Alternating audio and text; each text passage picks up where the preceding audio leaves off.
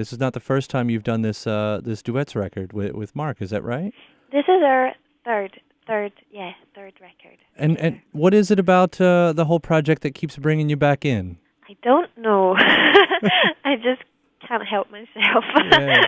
I'm not so sure. Just for these records, it's just the first record I was really excited by it and loved it, and then wanted to work on it some more for the second, and then after the second we'd been playing shows together more, so the bands were kind of inspiring me, which kind of inspired me for the third record. Right. So I don't know, it just has seemed like the right thing to do. Yeah. I think. Do you when you're doing this, I mean, is it really different than doing something solo? Do you have to vocally, I guess is what I'm asking. Do you have to do something different vocally when you're getting in the studio? Well, when we're actually recording.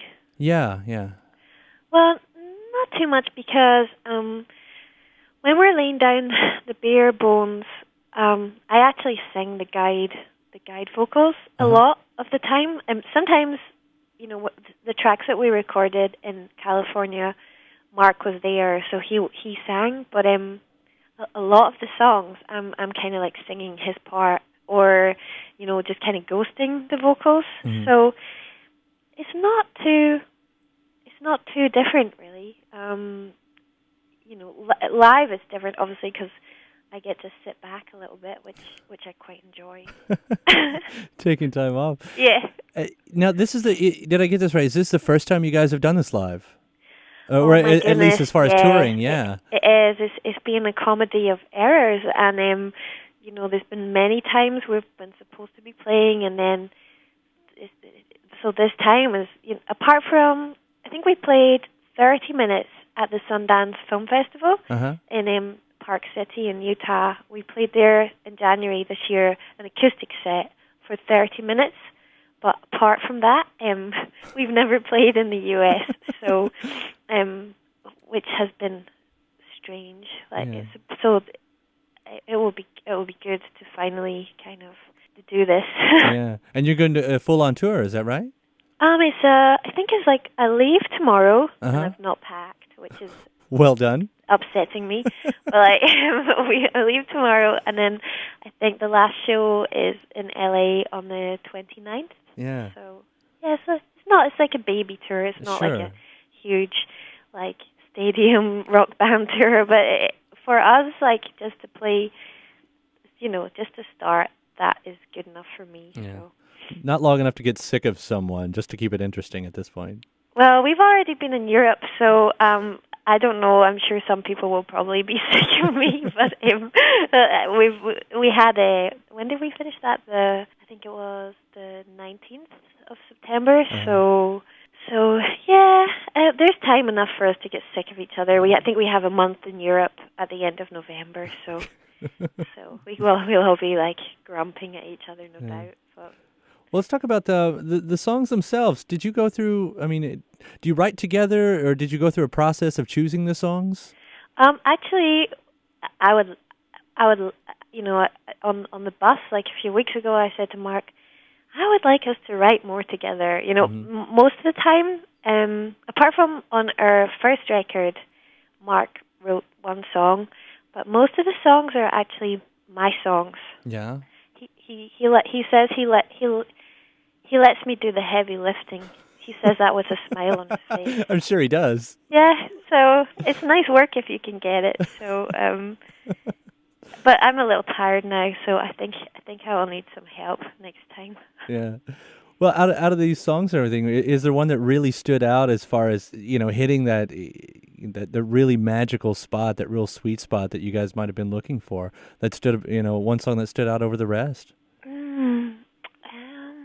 Tricky. I have to jump through, because I'm producing the records too. I have to.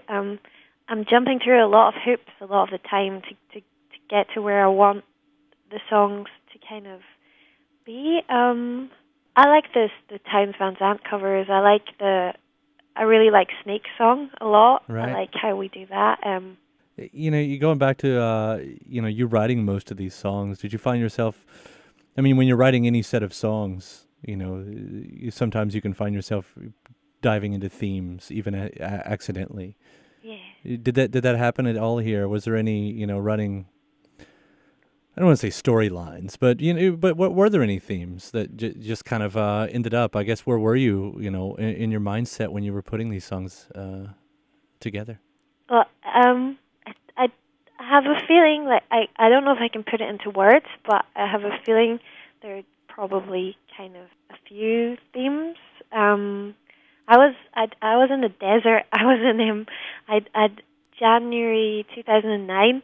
I'd just come off tour with Mark, and and I just like I just couldn't handle Scott. I just ran. I thought I was going to go to Arizona for 2 weeks, and I ended up staying there. January 2009, I just ended up staying there most of the year. Mm-hmm. And I did a lot of my writing there, like, because it was so good, because it's sleepy, and I was house sitting for someone, and then I was renting a place in the mountains, and I think there's themes. I was doing a lot of kind of reflecting, and I think a lot of people go to the desert for that reason. And even though I didn't really know that's what I was doing, but Mm-hmm. I really think it was just searching, and always relationships, all kinds. I find it fascinating that you kind of went to the extremes as far as terrain, spending some part in the desert and then the other part in the mountains. Well, in Tucson, there's everywhere in Tucson, you see the mountains. Mm-hmm. And for me, coming from Scotland, was really extreme. I remember, because I really did think I was going for 2 weeks, and I remember the first day, because where I live in Glasgow, it's like Seattle or something. Right. It's wet, and it's green, it's luscious. That's the good thing, but it is raining and it's dark all the time. So when I got off the plane in January, and there was sun, and there was hummingbirds, I was nearly crying with joy. I couldn't believe it.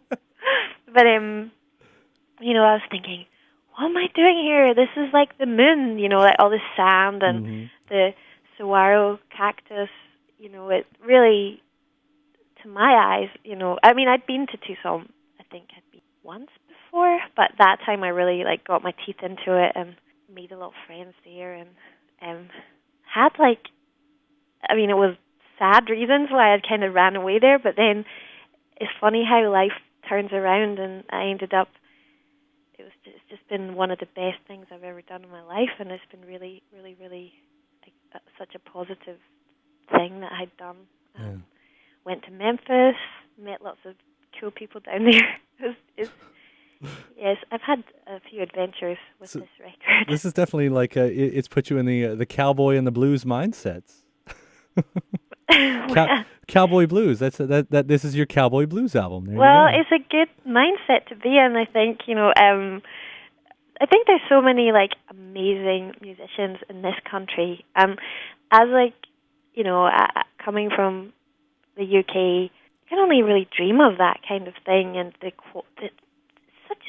US is such a huge country, and the talent, maybe as an outsider, is even, to me, I was like, wow, and I went to a folk conference in Memphis, and I ended up sitting in with Victoria Williams, who's she's just such an adorable woman. I just love her, and it's just been totally inspiring. I mean, that was called Folk Alliance. Roger McGuinn was talking and playing at it, and Elvis, James Burton, Elvis's guitarist, was he was doing workshops and walking around, and he's like, cowboy blues. That's okay. I must have been a cowboy in a past life or something.